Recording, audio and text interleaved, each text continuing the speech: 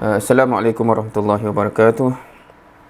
Bismillahirrahmanirrahim. Alhamdulillahirabbil alamin wassalatu wassalamu ala asyrafil anbiya'i wal mursalin wa ala alihi wa sahbihi ajma'in. Subhanaka la ilma lana illa ma 'allamtana innaka antal alimul hakim. Rabbi shrah li sadri wa yassir li amri wahlul 'uqdatam min lisani yafqahu qawli.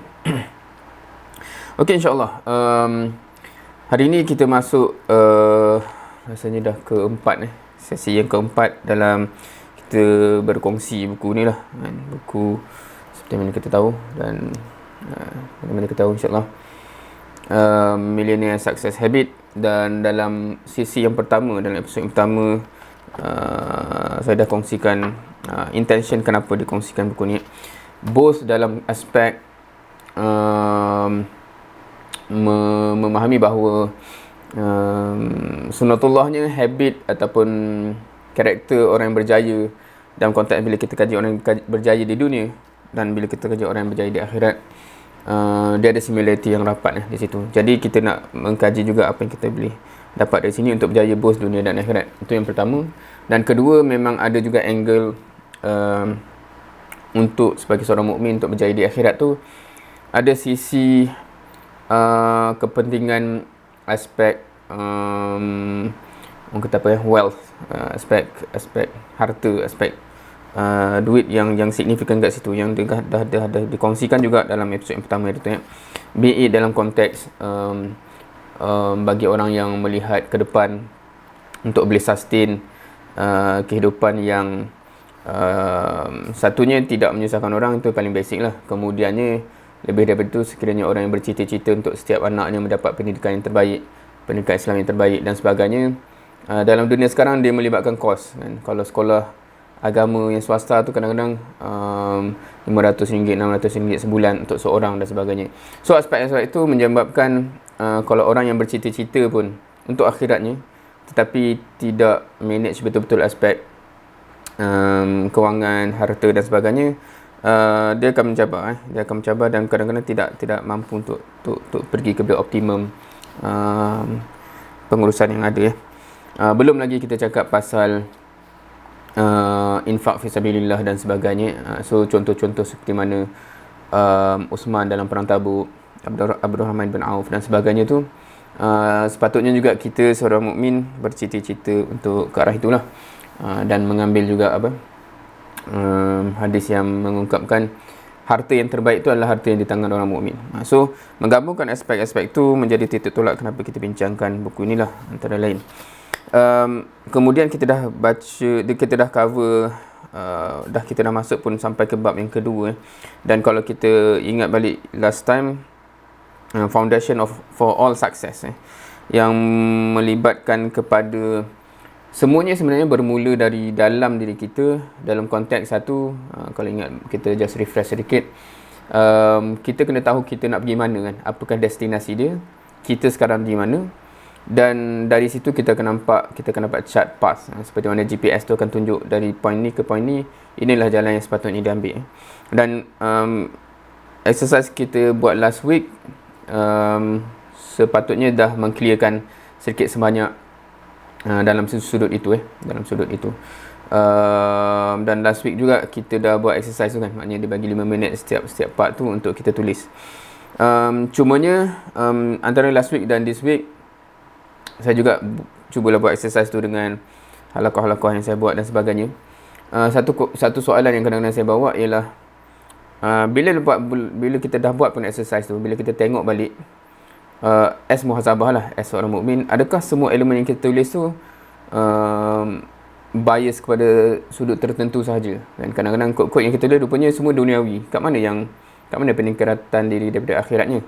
Sebagai da'i ke, sebagai murabbi ke, sebagai mukmin secara as a whole ke, hafazan ke dan sebagainya kan. Kalau missing, then itu satu muhasabah jugalah. Tidak mendedahkan kepentingan yang dah sedia ada. Tetapi kalau ada benda yang tak ada kat situ, sepatutnya dia ada juga kan. Baru kita chart perjalanan kita tu complete sebagai seorang mukmin InsyaAllah. Kemudiannya ada satu benda yang ending of last session yang kita buat ialah hakikatnya kita tahu jalan macam mana pun, kita still takkan bersungguh untuk berjalan, apatah lagi menjalani perjalanan tu kalau dia mula berliku, kalau kita tak ada reason yang kuat untuk sampai ke destinasi tu in the first place. So that is the why yang kita akan sambung hari ni. So that's the point di mana kita berakhir minggu lepas lah, insyaAllah. So kita teruskan masuk kepada bab itu dalam minggu ni, insyaAllah.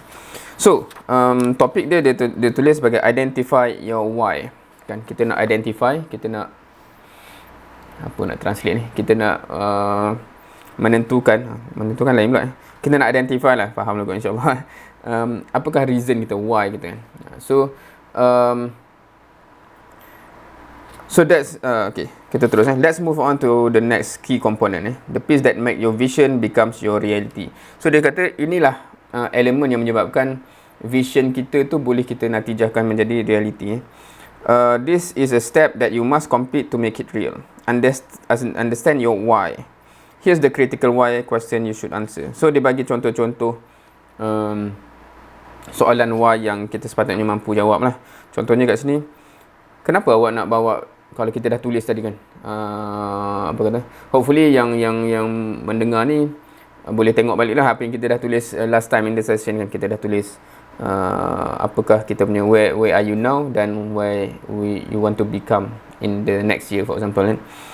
So bila kita tengok balik dan kita tanya setiap soalan untuk setiap satu elemen tu lah, kenapa nak benda ni, kenapa nak benda ni. Contohnya kata, kenapa nak awak naikkan gaji daripada sini ke sini, kenapa awak nak naikkan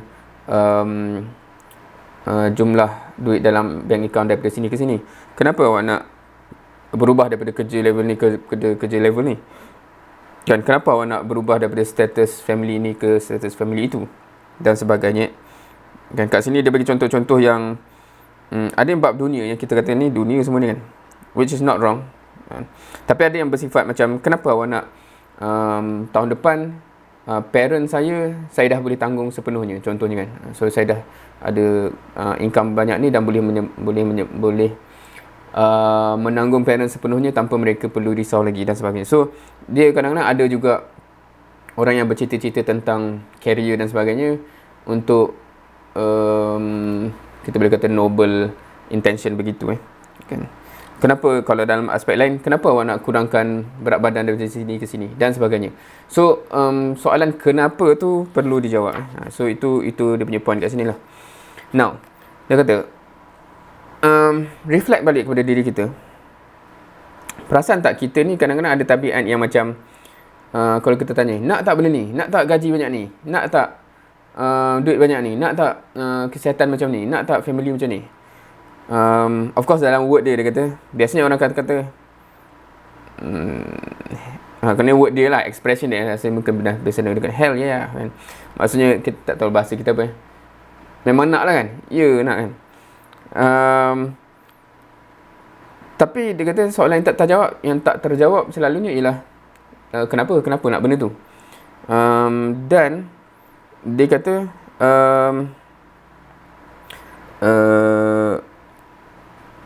soalan ni sebab dia punya isu kenapa kita nak soalan ni terjawab. Kenapa tu? Sebab hakikatnya bila seseorang tu, satu dia punya assertion kat sini ialah sebenarnya setiap orang apa yang dia nak tu ada deeper reason, ada sebab yang mendalam sebenarnya kan. Walaupun sebenarnya kalau nak ikutkan pada pandangan saya, tak semua benda begitu. Tetapi buku ni ditulis dalam konteks addressing orang yang for whatever reason pergi cari buku ni, pergi baca, pergi start baca So biasanya orang yang dalam keadaan tu, contohnya yang contohnya tiba-tiba mendengar benda ni, tiba-tiba membaca something kan, biasanya ada benda yang menolak dia, push dia untuk ke situ. Kita bukan cakap pasal orang luar yang tak ada fikir apa-apa, yang tak dengar apa-apa, yang tak membaca apa-apa. Mungkin kalau dia kata nak tak duit banyak, nak kan. Kenapa? Mungkin memang dia tak ada reason, dia saja nak kan. Tapi bagi orang yang dah start searching for something, termasuk orang yang mencari agama ke apa mana, biasanya dia ada deeper reason kenapa in the first place dia mencari-cari tu. Kenapa dia start mendengar lecture-lecture tertentu dan sebagainya. Cumanya kadang-kadang dia sendiri tak realise dia ada sebab yang mendalam yang menyebabkan dia end up in the first place kat situ. So point dia ialah walaupun benda tu ada, kadang-kadang kita tak realise. Dan bila kita tak realise, bila mencabar sedikit, kadang-kadang kita akan let go kepada apa yang kita nak cari tu. Dan itu problem dia dalam konteks ini. Maknanya sebab tu penting untuk kita dig down, tengok sebenarnya apakah titik tolak yang aku nak cari in the first place yang menyebabkan aku start baca buku ni, ataupun start dengar lecture tu, ceramah tu, bersembang dengan orang tu dan sebagainya. Okay, so dia juga cakap kat sini, it's unfortunate that our brain can be so powerful untuk obscure what is in our heart and our soul. Tu pun satu cerita juga. Dia kata otak ni, dia kata dalam konteks unfortunate lah, maknanya malangnya otak kita ni powerful enough untuk mengaburi, untuk menutup apa yang ada dalam hati sanubari kita, kan. Ini cerita otak dan hati jugalah sebenarnya. On one hand, kita kata apa ya? Bila kita kata otak dengan hati, kalau dia bertembung, siapa yang menang? Kan biasanya kalau orang pernah dengar perbincangan tu, biasanya dia akan lead kepada hatilah raja, kan. Dalam Islam pun baik hati baiklah seluruhnya dan sebagainya.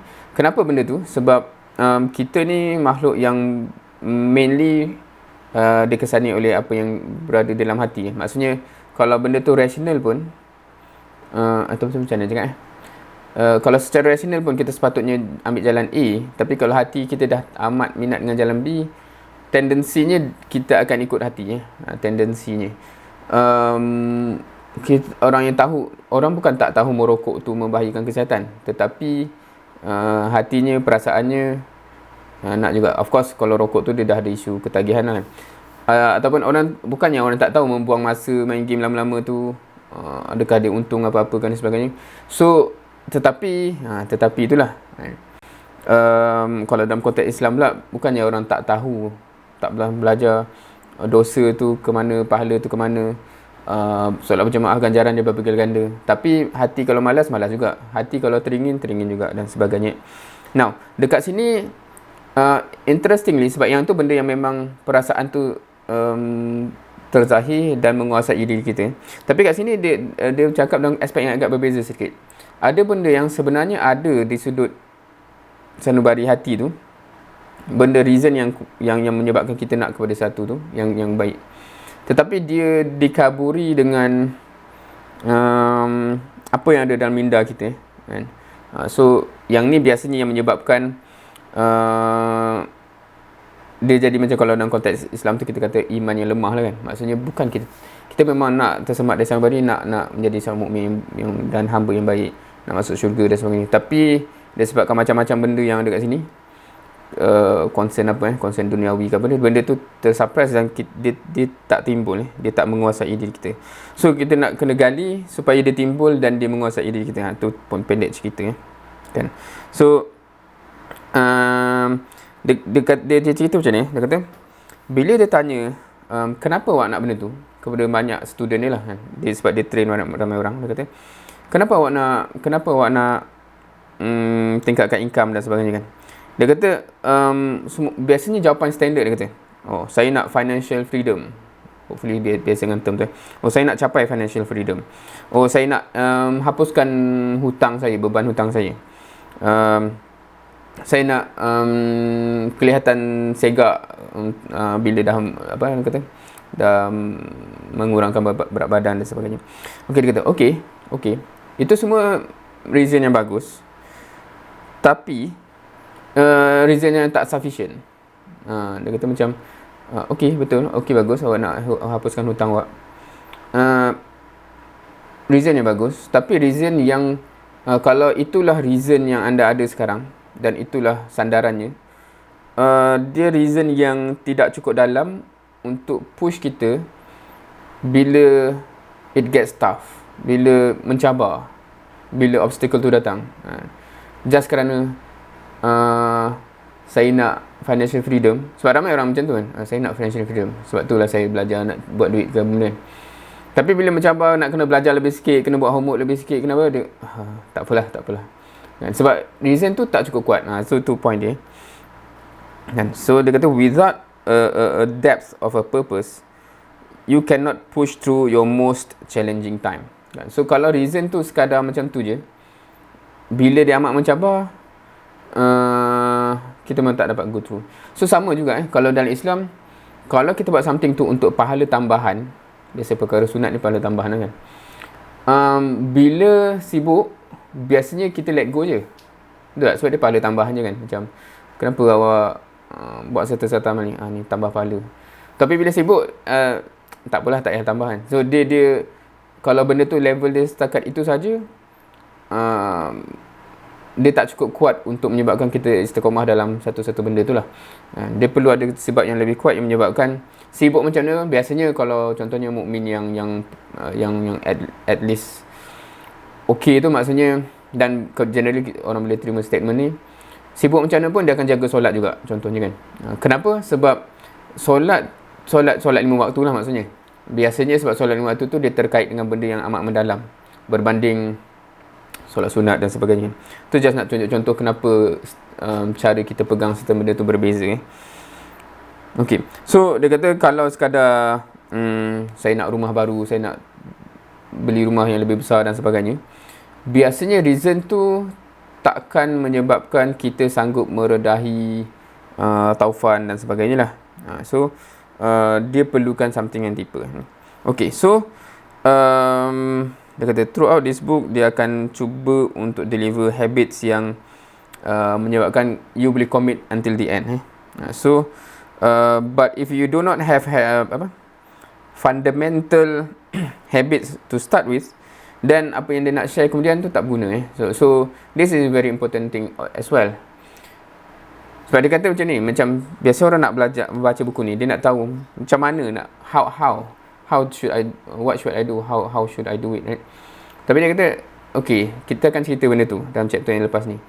Tapi kalau you tak settle benda ni, kita ceritalah how macam mana pun, you tak boleh commit to the end sebenarnya. Sebab how tu bukanlah petik jari je kan. Dia memang kita have to work through it, dan dia akan makin mencabar.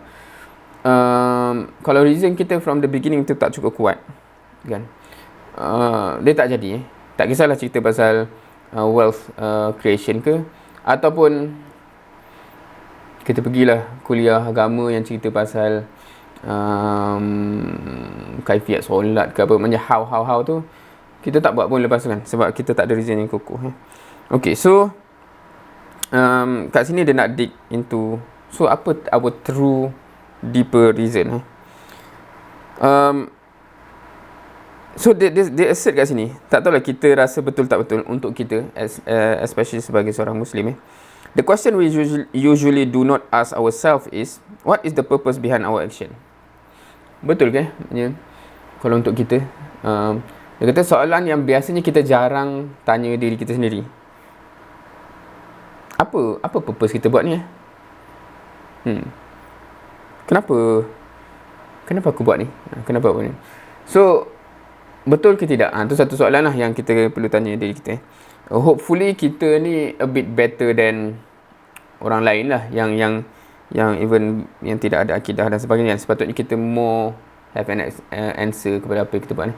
Tapi kalau kita pergi kepada setiap benda yang kita buat secara harian, kadang-kadang memang kita tak ada answer kan. So itu satu benda yang dia kata. Benda ni macam, pada dia kata, this is crazy because it is a question that we should actually ask ourselves daily. Dia kata, bukankah benda ni sepatutnya kita tanya diri kita every single day? Aku nak buat apa dan kenapa aku nak buat benda tu? Okay. Bila kita boleh uncover, kita boleh keluarkan why tu, tiba-tiba kita akan perasan life kita berubah tau. Dia jadi, everything have a meaning, because memang kita boleh jawab kenapa kita buat every single thing yang kita buat. So orang yang begitu, kehidupan dia amat merasai benda yang berbeza daripada sebelumnya, insyaAllah. Okay, so why is your why so important? Why is your why so important? Now, so dia bawa beberapa cerita kat sini. Dia kata, okay, dalam bisnes ni ada benda-benda teknik yang kita kata saya boleh ajar. Tapi semua resepi ni dia tak akan membawa seorang kejayaan. Macam ni repetition apa yang saya dah sebut tadi. Sebab dia tidak menyebabkan kita mampu overcome obstacle-obstacle yang besar. So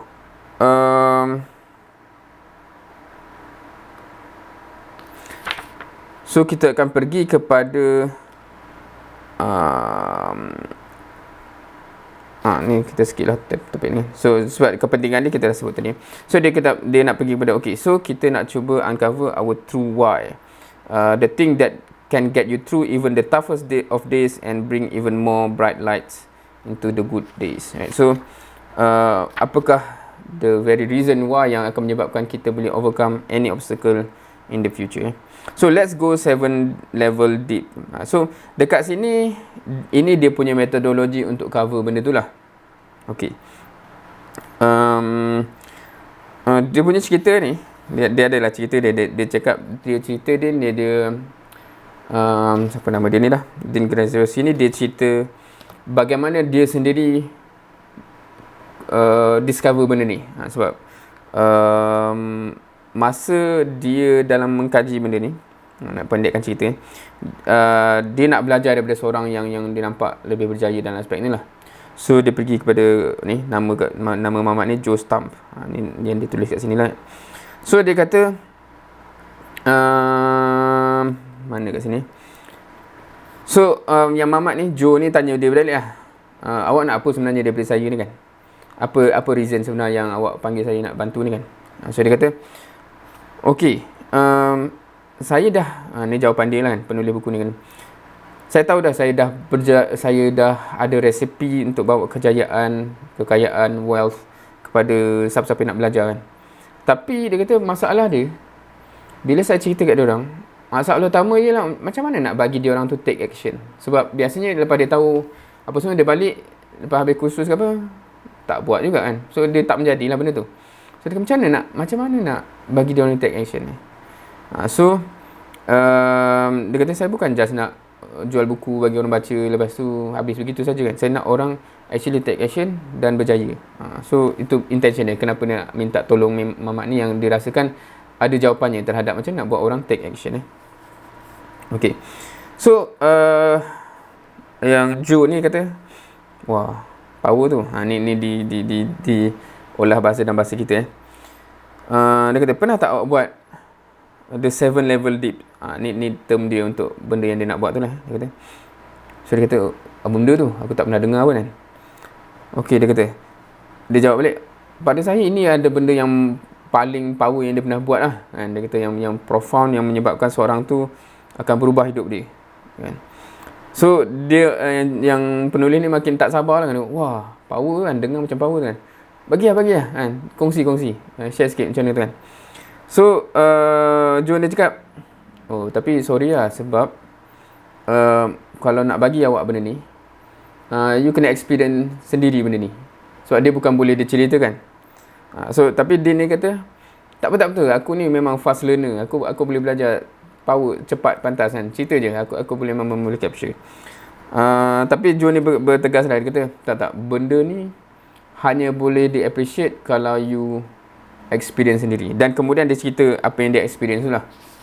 So dekat sini yang saya nak tanya, tu yang saya tanya awal tadi kan. Maksudnya yang mendengar sekarang ni nak cuba ke melalui exercise ni. Sebab benda ni dia bila dia cerita, dan kalau kita baca buku ni pun, dia quite interesting lah. Sebab ada setengah persoalan tu, kalau kita soal diri kita sendiri, jadi susah sikit nak berdialog tu. Dia sebab exercise ni dia memang paling ideal rasanya pada pandangan saya lah. Kita bersoal jawab dengan seorang di depan kita. Tu ceritanya. Tapi of course kita akan cerita juga apa benda ni kan. Kalau kita kata macam contoh saya personally lah, macam kalau saya tanya di sini kan, kenapa in the first place pergi beli buku ni, pergi baca kan. So kalau dia bermula kat situ macam kita cakap tadi, something yang agak spesifik yang kita usahakan, dia punya assertion ialah kadang-kadang ada deeper reason di sebalik kita buat benda tu. Contohnya apa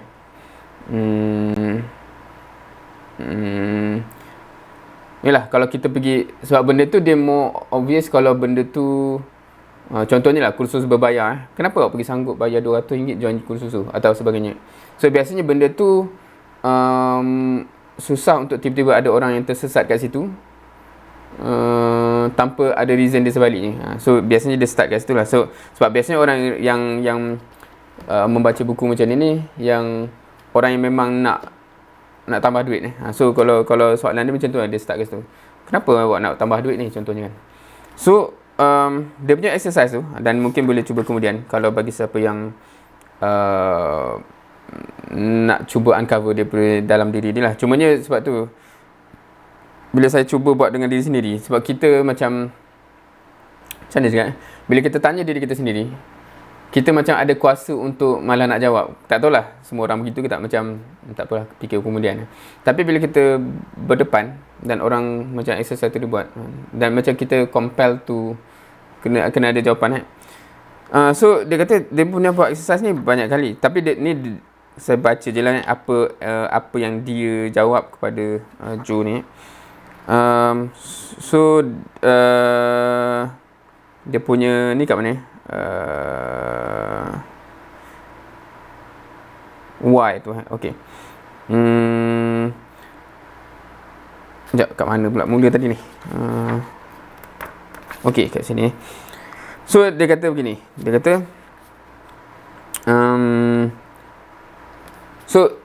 sebab okey, ceritanya mula macam yang kita dah sebut tadi. So dia tanya pula kat Dean tu kan, dia kata okey, awak kata awak nak minta tolong saya ni sebab awak nak tolong student awak supaya dia orang boleh take action.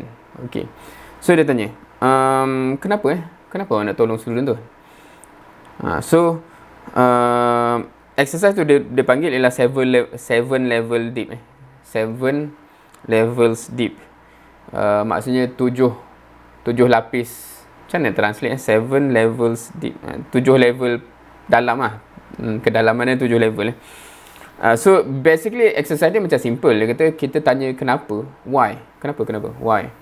7 level 7 kali dalam. So macam bila dia tanya tu, kenapa nak tolong student? So dia ada jawapan dia. Kat mana dia jawapan dia? So dia kata kat sini, sebab ramai orang ni dia orang stuck dalam kehidupan dia orang yang mediocre, yang rutin, yang tak membantu. So saya nak bawa dia keluar daripada situ dan sebagainya lah. Okey, dia jawab lah. So Joe ni jawab, okey, bagus kan. So awak tanya saya nak minta tolong ni sebab awak nak tolong student, sebabnya awak nak biar dia keluar dan bla bla bla. Kenapa penting benda tu dan sebagainya. So kalau faham dia punya soalan tu, dia macam setiap jawapan kenapa tu, macam contohnya kalau saya sendirilah, kalau orang tanya kenapa beli buku ni in the first place, sebab saya nak tahulah habit-habit orang berjaya ni kan, nak belajar dan nak identify kenapa benda tu penting. So dia tanya begitu kan, sebab saya nak apply dalam hidup saya bla bla bla. Kadang-kadang kita rasa itu dah reason dia, tapi dia tanya 7 kali. Maksudnya kenapa awak bersungguh sangat nak apply benda-benda habit-habit orang berjaya dalam hidup awak kan. Mungkin so of course itu yang jadi macam kita kalau kita tanya sendiri, kadang-kadang kata malah nak jawab dah. Macam saya lah, kalau macam tu macam kenapa nak tanya. Tapi kalau sebab tu rasanya exercise tu dia sedap kalau buat dengan 2 orang, sebab dia macam takkan nak senyap je kan. Maknanya kalau tanya, dan dia kata bila kita buat exercise tu baru kita perasan sedar atau tak, kita kalau kita buat secara jujur dan spontaneous macam tu, jawapan kita makin daripada otak sampai ke hati tau. Saya sedar tak Ustaz? Sebab jawapan sebab saya nak cari habit, sebab saya nak amal, apa semua tu, itu jawapan otak. Tapi bila dah dekat sampai 7 kali kita tanya tu, baru dia sampai apa reason sebenar kepada semua benda ni kan. Dan dia kata benda tu yang kita tak perasan. Dan dia kata kalau kita sampai perasan benda tu, kalau macam saya punya word yang saya terkeluar tu macam by hook by crook aku nak masuk syurga juga. Itulah yang lead kepada semua benda ni. Once kita realise benda tu dan kita nampak macam mana kaitan benda tu dengan apa yang kita buat tadi tu in the first place. Sebab itulah aku nak kaji benda ni, aku nak share dengan seramai orang, aku nak dia orang pun mengamalkan supaya saham dia macam tu. sampai kat aku balik, supaya aku nak masa buka buku amal kat syurga nanti, aku terkejut dengan semua saham-saham yang daripada orang yang aku tak kenal pun, tapi disebabkan dia dengar dan dia baca dan dia tengok ke saham tu sampai kat aku balik, contohnya begitu naratif dia. Dan baru dia menyebabkan by hook by crook, mencabar ke sibuk mana pun, aku make sure kerja ni aku tak tinggal. Contohnya begitu. Once you realise benda tu, baru mencabar macam mana pun you akan overcome. Dia selagi mana reason kita tak sedalam itu, dan dia macam okey lah kan. Tapi sebab reason tu boleh jadi macam contohnya kalau saya berhenti pada level ketiga tadi, kenapa baca buku ni? Sebab nak tahu habit tu. Kenapa? Sebab saya nak implement dalam diri saya, bla bla bla. Tapi bila susah, tak apalah kot, kita tangguh dulu, tahun depan kita cari balik habit-habit tu. So dia tak cukup kuat untuk kita kata tak boleh, I can never stop, I have to make it happen dan sebagainya. So itu contoh. So dekat dia ni, dia adalah reason dia, dan tapi saya tak naklah cerita kat sini. Tapi dia ada bawa satu cerita juga yang dia cakap pasal dia bagi contoh, dan mungkin towards the end saya akan bawa contoh tu lah, bagaimana orang tu dan kalau kat sini dia sebut, dia kata dari pengalaman dia, orang yang buat exercise macam ni once dia sampai ke level yang ketujuh tu, biasanya orang tu akan agak emotional, sebab dia dah bercakap dengan hati, dia dah bercakap level deeper punya feeling. Dia bukan, sebab kita sekarang ni masih bercakap, normally kita bercakap dengan otak. Faham otak, kalau kita cakap faham tu otak lah kan. Kalau hati ni dia macam, dia emotional sikit, sedih ke, semangat ke dan sebagainya. So kalau orang yang pernah tengok cerita, kalau kita ambil movie sebab antara contoh-contoh yang depict struggle orang untuk berjaya, contohnya apa Pursuit of Happiness, kalau pernah tengok Will Smith main cerita tu.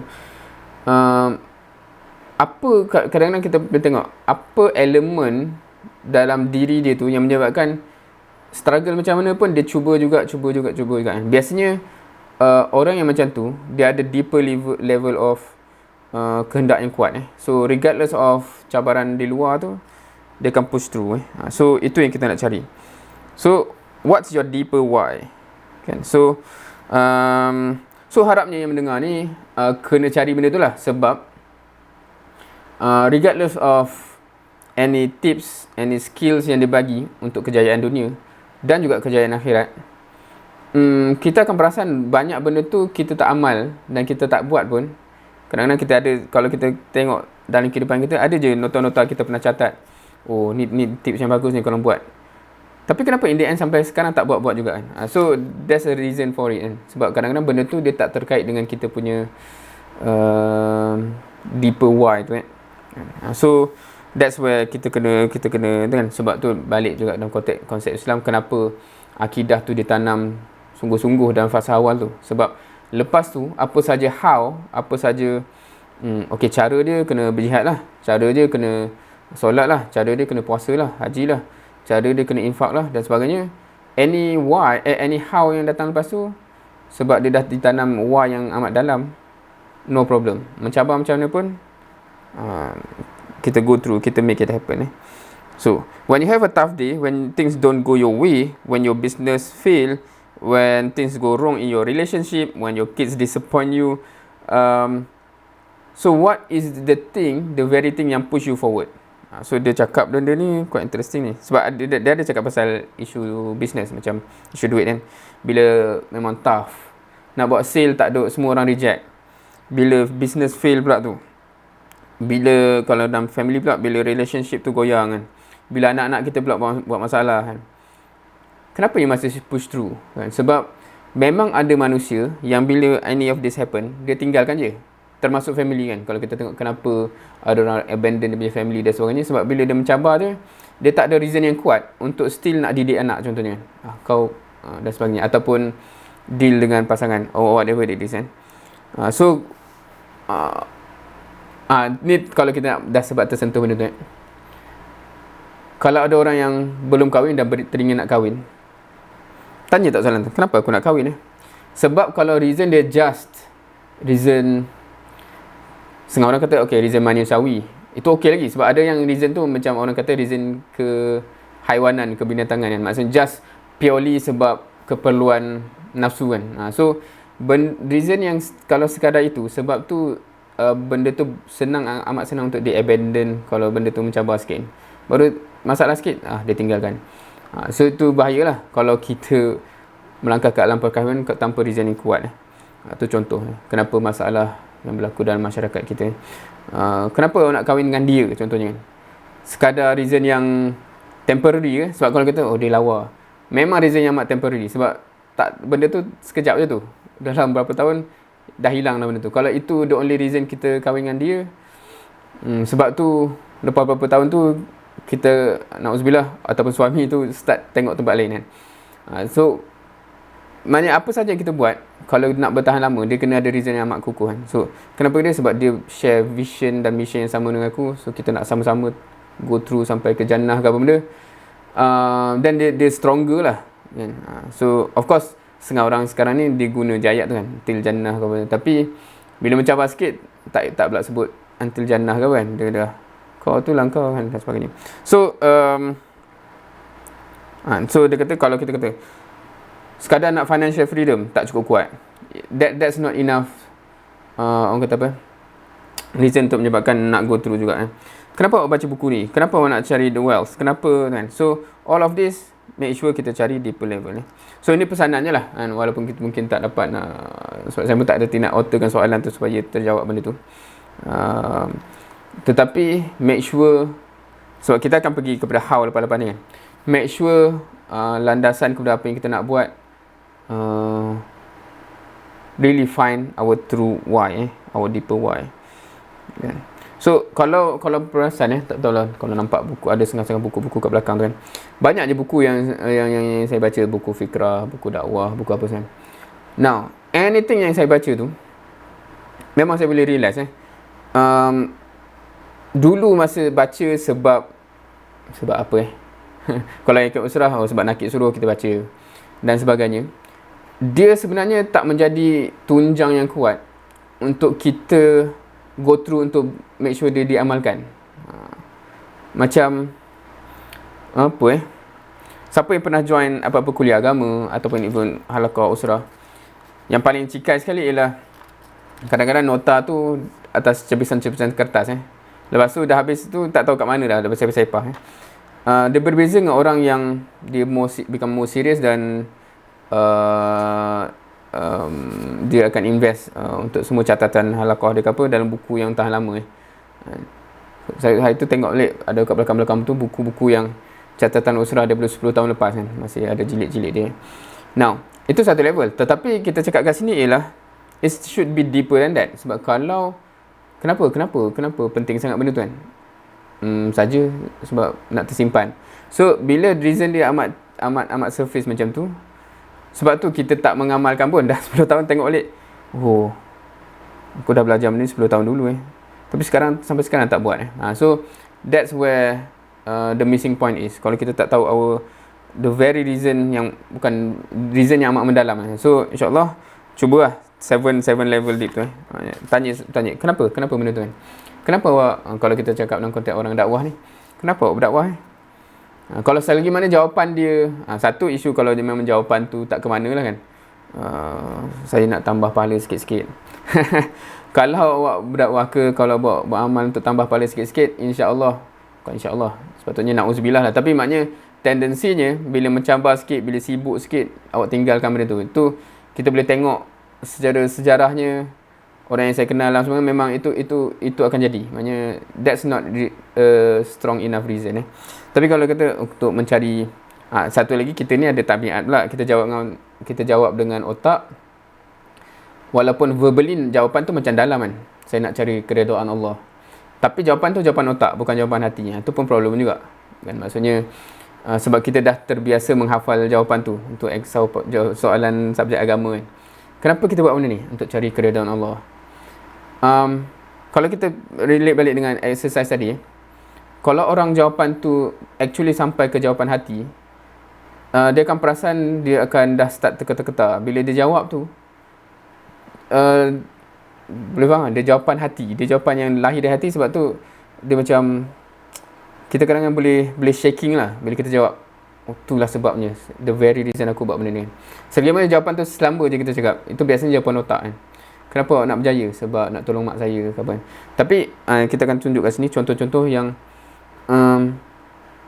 kalau orang jawapan tu dari hati, macam dia akan emosi sikit kan. Macam saya teringat lagi mak saya, dia kecil jaga saya, bla bla bla, saya akan balas budi dia. So that's where real dia sampai ke hati. Dan kalau orang realise reason dia sampai ke situ, dan dia akan realise apa saja cabaran yang mendatang, dia akan tempuh kan. Tapi kalau jawapan otak tu, kenapa awak buat benda ni? Cari redha Allah. Lepas tu sibuk sikit, tinggal benda tu. Sekejap, kau kata kau cari redha Allah, tapi sekarang tak buat pula benda tu kan. Macam mana pula kan? So itu memang jawapan atas angin lah kan. So kita nak kena really macam mana nak access kita punya hati tu kan. So that's the deeper why yang kita bincangkan tadi. So itu exercise yang dicanangkan, 7 level deep. So of course dia kata kat situ kan, kenapa 7, kenapa tak 8? Dia kata wallahu alam. Dia tak cakap lah wallahu alam kan. Tapi dia kata tak tahu, tapi magically dia sebut begitu kan, magically for whatever reason, bila dia buat 7 kali, selalunya memang sampai kepada level yang diperlukan tu kan. Sampai the core reason kenapa seorang tu nak kaya in the first place, kalau kita ambil konteks buku ni. Okay, so hopefully kita ada juga begitu. So masuk kepada subtopik seterusnya, anchoring the process. Okay, anchor tahu kan? Anchor apa? Sauh kalau bahasa kita, maknanya anchor lah, maksudnya kita tu, dan maknanya kapal tu tak bergerak dari situ. Now kat sini dia bagi contoh kat sini. Okay, dia bagi contoh. Dia kata ada kat satu event yang saya pernah buat dulu. Ni kata penulis buku ni lah. Saya tengah kat stage lah, dekat pentas. Dia kata setiap bulan dia memang akan ada event yang dia bawa student dia, dan dia akan berucap. Dan dia kata masa tu dia dah jadi habit dia untuk setiap kali event dia memang buat exercise tu, 7 level deep tu. So dia kata apa yang dia buat ialah normally dia akan pilih randomly siapa-siapa daripada audience dia naik ke pentas, dan dia buat exercise tu lah kan.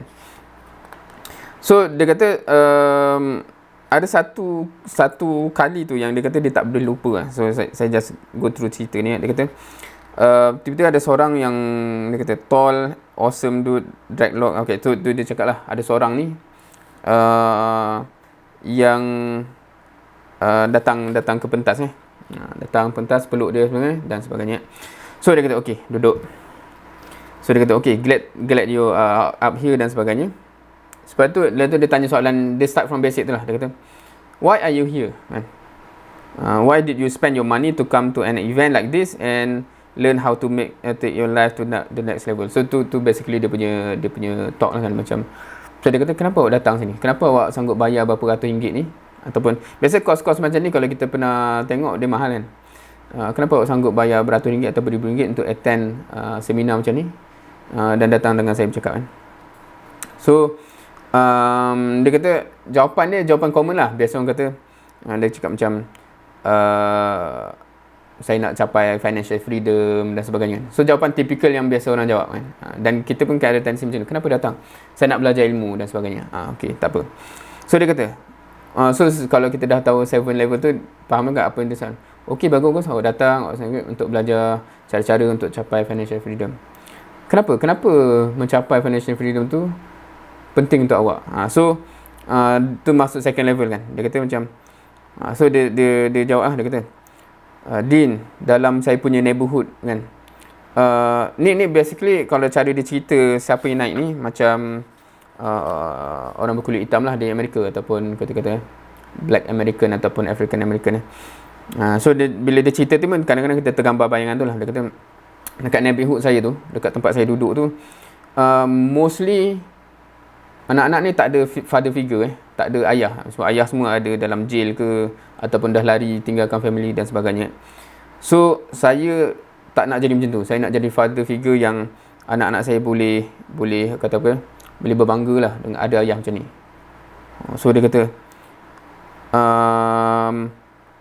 of course dia kata macam wah, ni dah reason yang power ni kan. Macam dia ada reason yang kuat untuk dia belajar macam mana nak ada harta dan sebagainya, supaya dia tak jadi macam bapak-bapak lain di tempat situ kan. Maknanya terperangkap dengan dadah, penjara dan sebagainya lah. Kalau kita tahu senario setengah-setengah tempat di Amerika, itu reality kan. So dia kata, wah ni driving factor yang macam power dia kan. Tapi dia baru masuk second level kan. So dia tanya lagi, dan dia tanya, so dia skip lah ni. Dia kata dia tanya sampai 7 level tu. Maknanya sampai 7 kali why kan macam. So kalau macam kita follow the flow tadi macam, oh okey, bagus kan. So tapi kenapa awak nak tak nak jadi macam bapak-bapak yang lain, tinggalkan family yang tak sara keluarga, kenapa awak nak jadi father figure dan sebagainya. Maknanya dia keep asking why until sampai level ke-7 ya. So sampai level ke-7 ni, mamat ni dia kata dia memang dah emosi lah, dan bergenang air mata dia kan. Dia kata, oh, aku tak sangka lah aku datang event ni aku boleh share benda ni kan. Tapi dia kata, mak saya mati beberapa tahun dulu, dan masa dia mati tu saya masih drug addict, saya masih penagih dadah. Dan saya rasa macam saya tak menjadi anak yang bagus lah kan. Dia mak saya yang bagus, yang bekerja sungguh-sungguh untuk raise me up dan sebagainya, untuk jadi anak yang baik. Tapi saya tak sempat nak jadi anak baik sebelum dia meninggal kan. So bila dia dah meninggal, saya pun berhenti jadi penagih dadah.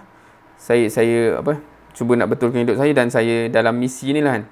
Saya dalam misi untuk tunjuk kepada mak saya kat heaven. Ni biasa orang putih dia ada sense ni macam ni, ataupun orang Kristian ke orang putih macam dia kata, saya nak I want to show to my mother in heaven, sebab dia punya persepsi heaven begitu kan. Yang mak saya tengah tengok saya dari atas, saya nak tunjuk kat mak saya yang saya ni anak yang cemerlang, sehingga mak saya boleh bangga dengan saya. Now itu reason dia yang paling core lah kalau nak cerita kat sini. Now so dia kata, okay, now mamat ni dah sampai ke level dia tahu exactly the deepest reason kenapa in the first place dia nak belajar macam mana nak create wealth dan sebagainya. Once you ada benda tu, dia kata, adakah reason tu, so dia kata kita compare reason dia level yang pertama. Kenapa awak nak belajar semua ni? Sebab saya nak financial freedom, saya tak nak terjerat dengan hutang ke apa. Dan kita compare, kenapa buat benda ni? Sebab saya nak mak saya bangga dengan saya. Mak saya yang dah mati, dah meninggal, dah tengok daripada syurga tu tengok ke bawah. Saya nak dia berbangga dengan saya. Dia kata, kalau kita compare reason yang begini, reason mana yang sebenarnya akan menyebabkan cabaran jadi tough macam mana pun, jadi mencabar macam mana pun, dia akan go through. Sebab dia kata, kalau you just nak lepaskan beban hutang dan sebagainya, biasanya orang masih boleh berputus asa kalau dia mencabar, mencabar, makin susah dan sebagainya. Tapi kalau dia reason terpasak sebab reason yang memang jauh dalam hati dia tu, seperti mana dia sebut kata tu, maknanya sampai maknanya I will do whatever it takes to make my mother happy tu. Kalau dalam konteks dia ni lah, dia kata emosi tu takkan mampu digugah oleh sesiapa. Reason tu tak mampu digugah oleh sesiapa, dan dia akan berjaya. Dia kata dia berjaya. Macam kalau kita tengok orang macam tu, kita boleh bet lah, kita boleh jamin dia akan berjaya, sebab dia akan tempuh segala apa yang perlu ditempuh kan. So ini dia bawa satu contoh orang yang dia jumpa depan mata dia, antara student itu yang nak kata apa contoh dia tu, dia tak boleh lupa sampai mati lah, dan dia nak relate. Dan kita, apa yang kita kena take home message ni lah, kita kena secari sebenarnya apa titik tolak intention kita in the first place. Yang kalau kita dapat jumpa benda tu, susah macam mana pun, mencabar macam mana pun, sibuk macam mana pun, kita akan tempuhi juga, kita akan make it happen juga. So sebab tu dia kata kan, kalau kita ada macam mana dia cakap ni, when you attach a why to your action, you get your emotion involved, and you anchor your goals to your life to a point where they become a part of your soul, a part of your heart, and not just another well-intentioned thought. So kita kena macam tu. Of course dalam Islam konsepnya macam tu. From the very beginning, akidah tu ditanam dulu sebelum segala apa yang kita buat kemudian. Kenapa berjihad, kenapa berdakwah, kenapa beribadah dan sebagainya. Kerana core dalam hati kita memang dah settle benda tu. However, unfortunately, cara kita membesar dan cara kita belajar agama tak macam tu kan. Dia tak attach dengan hati kan. Dia macam kita belajar akidah pun macam mana kita belajar ilmu tauhid contohnya kan. Kita belajar ilmu tauhid, perasan tak word tu, kita belajar ilmu tauhid, kita bukan memasakkan tauhid dalam hati. Kita belajar ilmu tauhid, kita belajar pasal tauhid kan. Adakah tauhid tu dah dalam hati? Tak tahu, tapi aku dah pernah belajar macam tu kan. So unfortunately kita belajar agama pun macam tu kan. Kita just belajar tentang benda tu, tapi dia tidak berjaya dipasak dalam jiwa. Sebab tu jadi macam dengan amalan semua tu kita pun anggap remeh sebab dia tak terpasak dengan reason yang kuat. So dia kata imagine okay, imagine the conversation okay, dia kata macam ni, macam imagine dalam keadaan yang amat payah, amat stres, amat tension, amat mencabar dan sebagainya. Kalau kita dalam keadaan tu kan, kita macam memang overburden dengan stres, tension, cabaran, masalah dan sebagainya. Kalau kita bercakap dengan diri sendiri kan, kenapalah aku buat semua ni kan. Kalau jawapan dia sekadar aku nak jadi role model yang baik dan sebagainya, biasanya kita tak apa lah.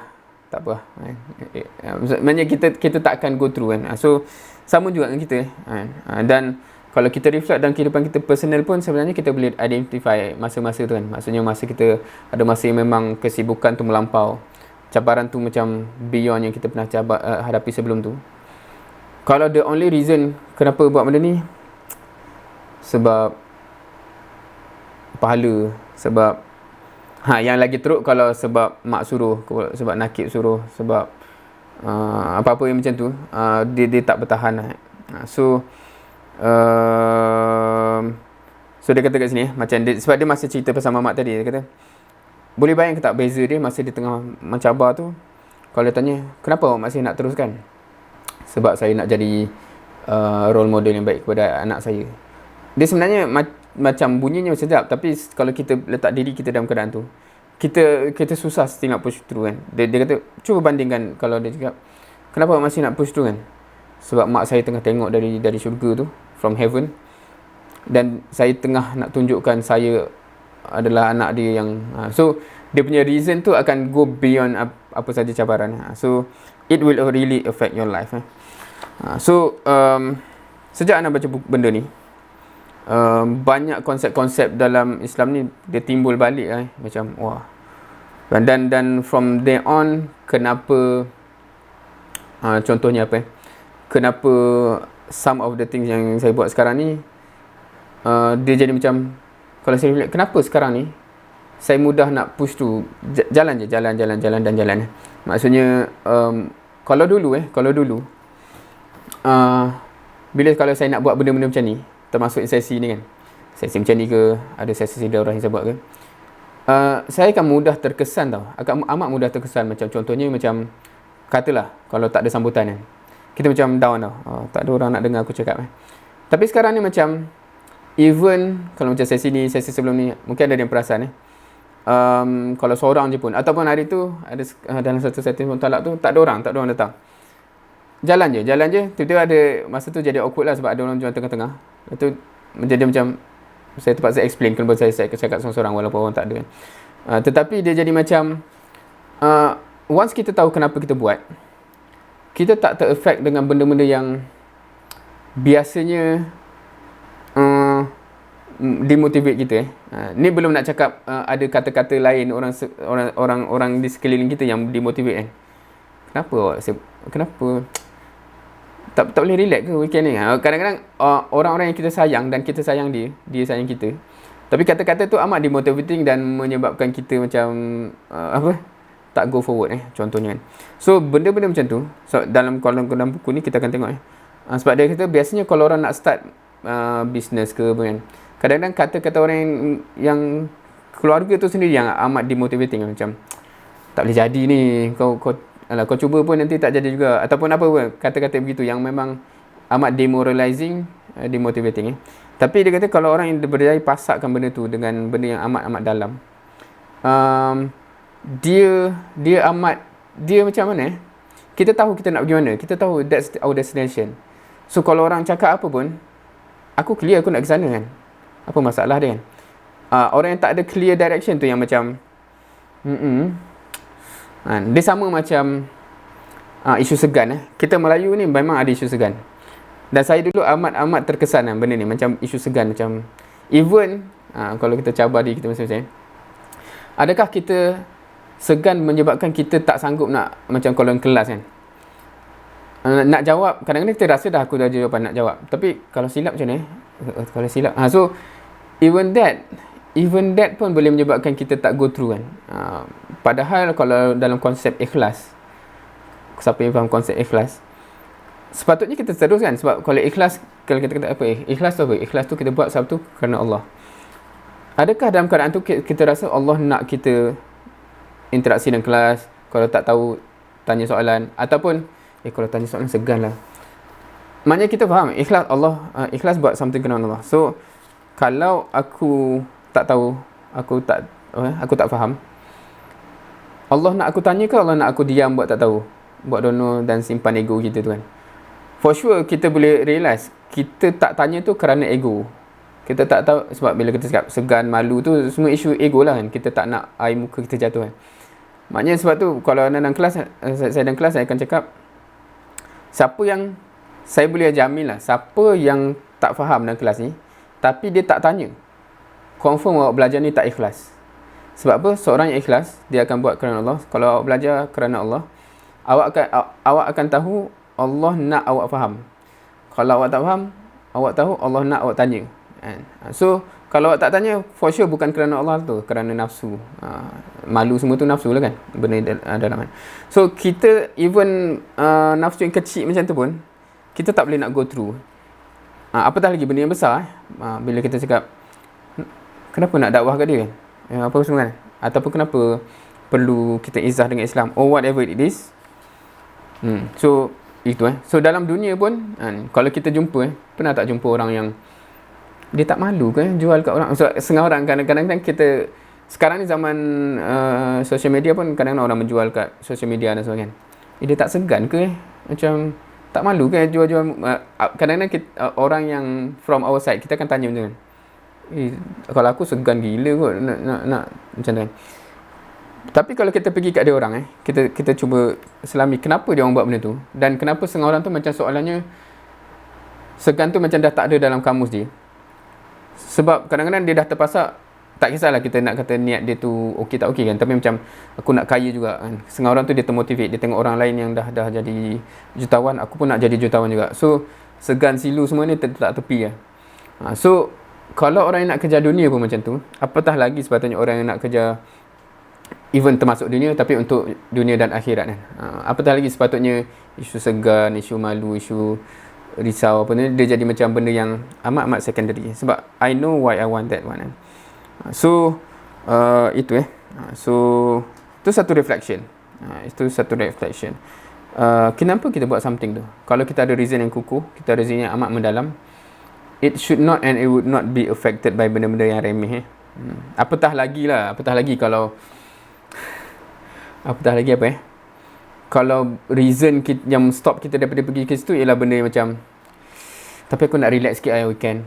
Itu lagi reason yang amat hambar untuk kita stop daripada apa yang kejar apa yang kita nak kan. So sepatutnya kita beyond that lah, kita above all of that insyaAllah. Okay, itu.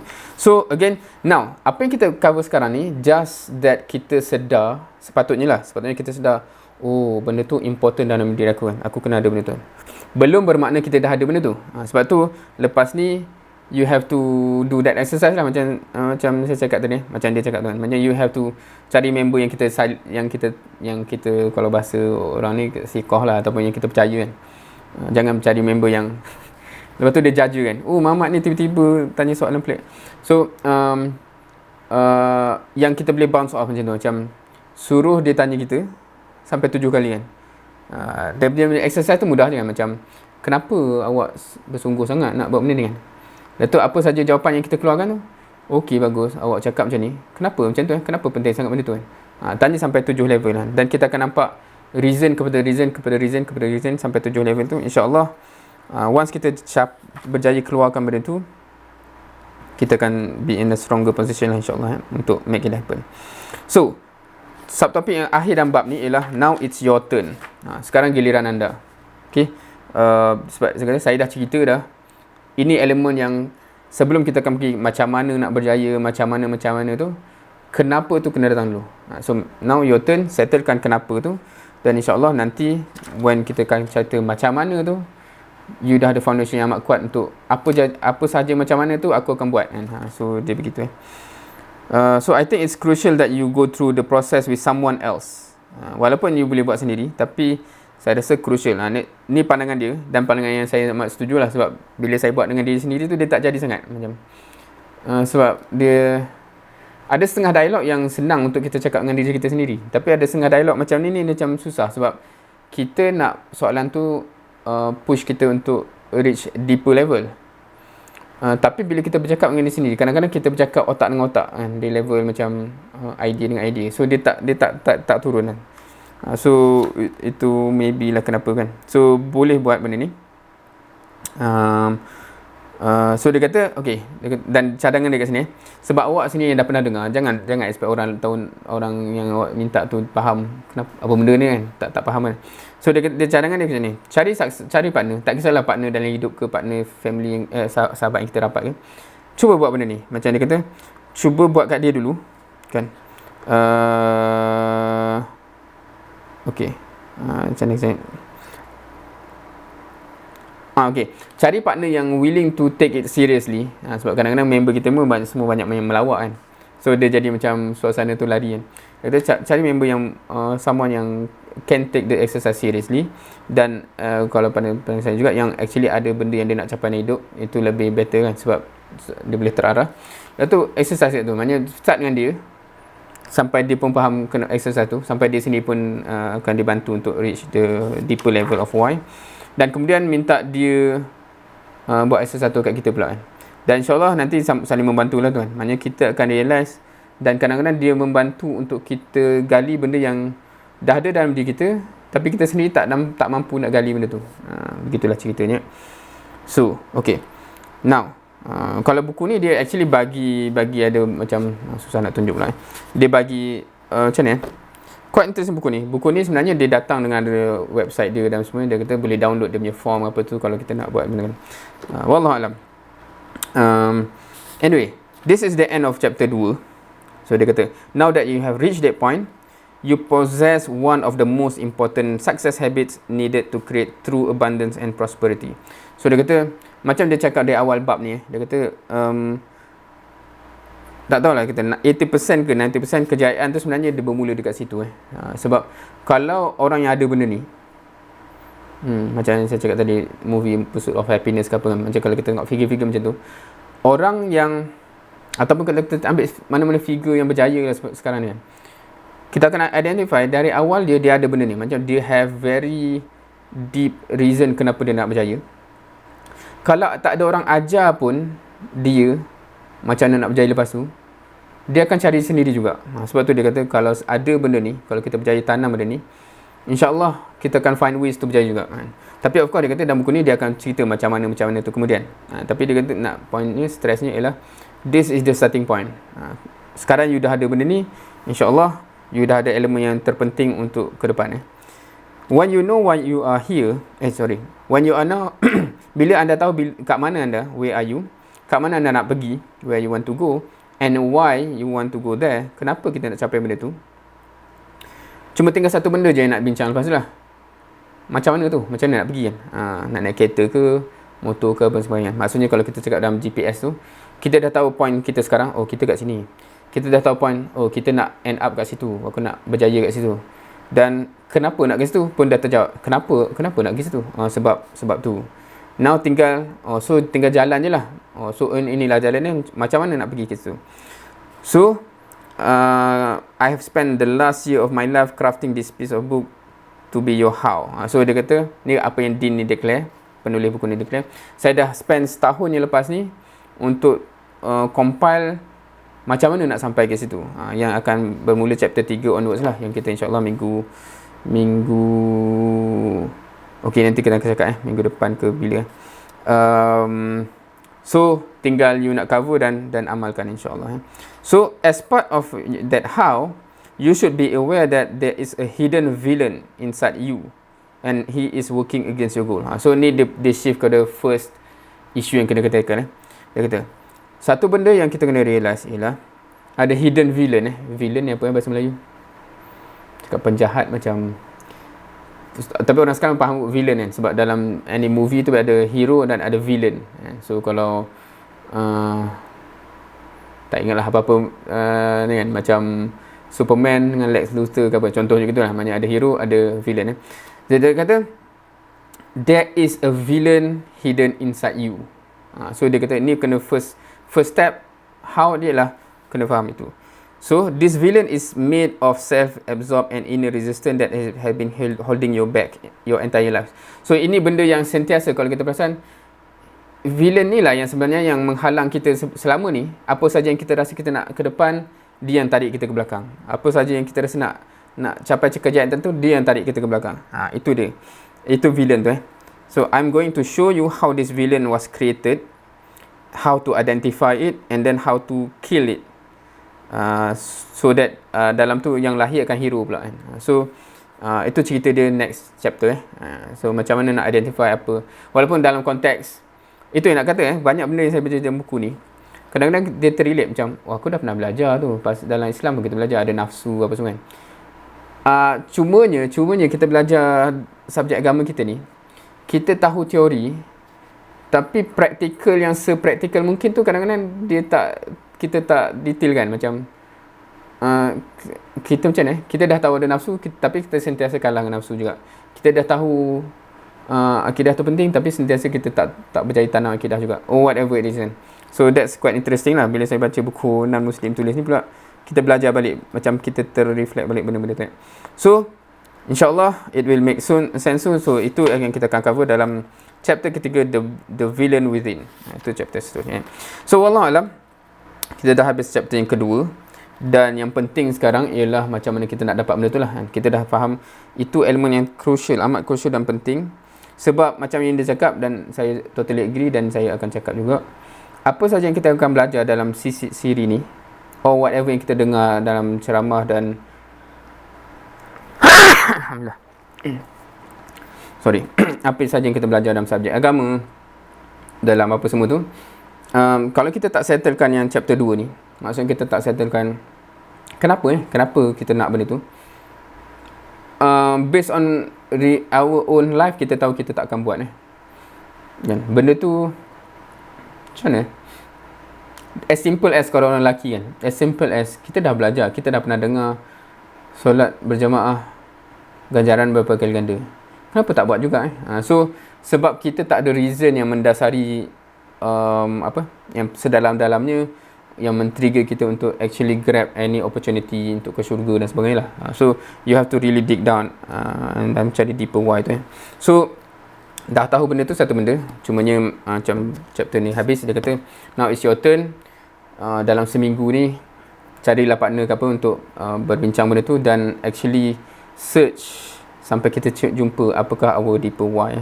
Dan kemudian minggu depan, macam disebutkan tadi, kebetulan tengok kalender jap, kebetulannya weekend minggu depan memang saya tak available lah, ada retreat di Gombak ni, akan habis satu minggu tu bincang pasal kawasan kat sini. So minggu lagi satu kot insyaAllah. So siapa yang dah ada dalam kalender tu, insyaAllah dia akan di-updatekan lah. Saya akan terus letak date 2 minggu lagi. So yang penting insyaAllah kita amalkan apa yang kita dapat, and hopefully that will be the starting trigger point kepada macam-macam yang akan berubah dalam diri kita lah sebenarnya. Sebab in the end semua benda ni dia bukan untuk orang lain kan, dia untuk kita juga. Primarily untuk kita, dan from personal perspective lah, from personal testimony kalau nak kata, memang benda ni once we put it into motion kadang-kadang just bila reflect tu macam, wah, aku sekarang buat benda yang just 2 bulan 3 bulan sebelum ni aku tak terbayang aku buat benda ni. Macam contohnya macam as a keresumbang introvert person ke benda, macam it's not my nature untuk suka bercakap dengan orang, dan dia bukan cakap sebab suka cakap, tapi ada certain mindset shift yang kalau kadang-kadang bila dia jadi, kita totally jadi macam, kenapa aku macam ni sekarang ataupun kenapa aku, biasanya soalan tak macam tu, soalan dia biasa, kenapa dulu aku tak macam ni, kenapa dulu aku segan dan sebagainya, dan kita akan perasan ada benda-benda yang menyebabkan kita jadi gitu, yang once we overcome, dan kita akan perasan we can go further and further, InsyaAllah, dalam apa saja yang kita buat lah, dalam career kita, dalam perjalanan kita sebagai seorang manusia, sebagai seorang Muslim dan mukmin juga, insyaAllah. Wallahu alam. So dah 9.20 dah pun. Jazakumullah khairan katsira, semoga membuahkan amal, semoga bermanfaat, dan insyaAllah jumpa lagi next time. Kalau sebelum tu ada soalan apa-apa ke, if any, takut kot ada benda yang tak difahami ke, tak ada. Okay, so insyaAllah jumpa next time. Jazakumullah khairan katsira. Subhanakallahumma bihamdik, asyhadu an la ilaha illa anta, astaghfiruka wa atubu ilaik. Wassalamualaikum warahmatullahi wabarakatuh.